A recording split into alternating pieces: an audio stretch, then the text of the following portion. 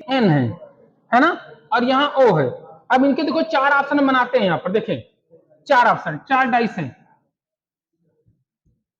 Question number second का answer करो आप लोग। डाइस कितने हैं? चार। देखिए यहां है M N O, N O, ये एम है ये एन है। चलो अब देखे हमारे साथ, देखे सभी लोग, ये ओपन डाइस है, इसका क्लोज डाइस बताना है। इसके हम क्वेश्चन करा देते हैं 10-12 हम खुद ही करा देते हैं, है ना, क्योंकि अच्छी सीट है। तो देखो यहाँ हमें इन चारों आंसर में से बताना है कि कौन सा इसका आंसर होगा। क्लियरली? तो जरा गौर देखें, एम का पॉजिटिव ब्लैंक वाली फिगर आएगी नहीं आएगी?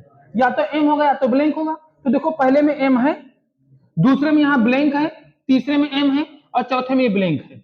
चारों चारों ऑप्शन सही आ रहे हैं भाई। उसके बाद देखो एन का अपोजिट क्या होगा? ओ, यानी एन ओ अपोजिट में आएंगे।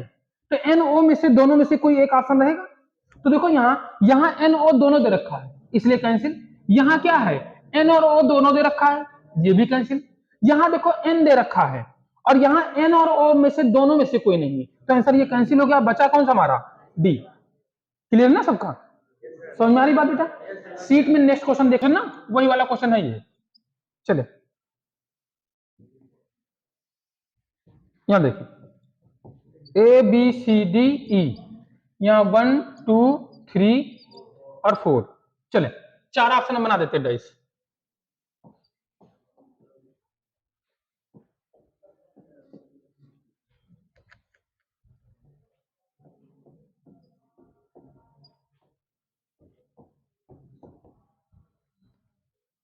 देखिए ई है, डी है, 1 2 3 4, डी बी।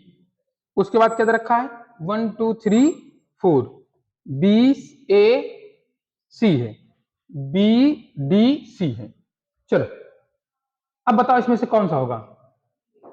चले हम पहले अपोजिट चेक करते हैं, हमारे साथ ध्यान दीजिएगा। अपोजिट चेक करेंगे। ए का अपोजिट कितना है? सी, यानी ए और सी अपोजिट होंगे। तो अगर ए और सी अगर अपोजिट होंगे तो देखो ए का अपोजिट सी है, तो दोनों में से कोई एक होगा। तो देखो यहाँ ए और सी में से कोई आ रहा है? कोई नहीं, तो इसके मतलब ये ऑप्शन कैंसिल है।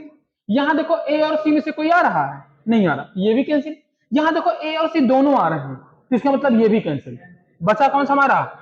D option. क्लियर नहीं? चले, है ना, 1 2 3 4। अगला है ई, ई के बाद क्या आता है? सी। यहां देखें 1 2 3 4। अब यहां देखें ई ए ऐसा दे रखा है 1 2 3 4। चलो ध्यान दें, ये डाइस है। अब जरा बात समझे हमारे साथ, ठीक?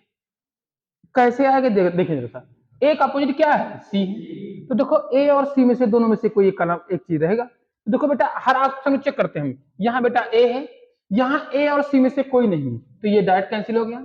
यहाँ देखो सी है, और यहाँ देखो क्या है? ए है, तो हमारा ऑप्शन सेकंड कैंसिल हो गया, 3 बचे हैं। अगला चेक करते हैं अपोजिट। देखो डी का अपोजिट क्या है? ई है, डी का अपोजिट क्या है? ई। तो डी और ई में से एक रहेगा, तो यहाँ देखो बेटा डी है, यहाँ देखो क्या है? ये तो कैंसिल हो गया। यहाँ डी और ई में से कौन है? ई है।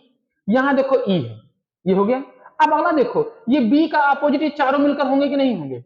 ये चारों होंगे, 1 2 3 4 क्लॉकवाइज है। अब देखें हमने कल पिछली क्लास में आपको बताया था कि जब भी इसका डाइस हम बनाएंगे तो ये दो तरीके से डाइस बन सकता है। एक तो ऐसे फोल्ड होगा, ऐसे फोल्ड होगा, ऐसे आगे फोल्ड हो सकता है। दूसरा क्या है कि पीछे फोल्ड होगा, पीछे होगा। तो हम अगर आगे को फोल्ड करेंगे तो सारे नंबर हिडन हो जाएंगे, अंदर चले जाएंगे। हम इन नंबरों को शो कराना है, तो हम क्या करेंगे? पीछे को फोल्ड कराएंगे। जो पीछे की ओर फोल्ड कराएंगे तो ये जो 1 2 3 4 है, ये जो क्लॉक वाइज है कैसा हो जाएगा? एंटी क्लॉक हो जाएगा। तो इसमें देखो एंटी क्लॉक किसमें बन रहा है? देखो यहाँ एंटी क्लॉक किसमें बन रहा है? देखो यहाँ देखो, यहाँ देखो 1 4 2 3 आ रहा है, ये क्लॉक, ये एंटी क्लॉक नहीं है, तो ये हमारा क्या है? कैंसिल। अगला देखो यहाँ देखो 1 2 3 4, ये क्लॉक वाइज है, हमें क्लॉक वाइज नहीं चाहिए, एंटी क्लॉक चाहिए, तो ये भी कैंसिल है। तो बचा कौन सा? ये देखो, ये एंटी क्लॉक है 1 2 3 4, तो आंसर क्या देंगे हम? डी दे देंगे। अगर ध्यान दें, अगर कभी ऑप्शन में डी ना होता, मेरी बात गौर सुने, डी ना होता तो हम क्लॉक वाइज वाले को आंसर कर देते।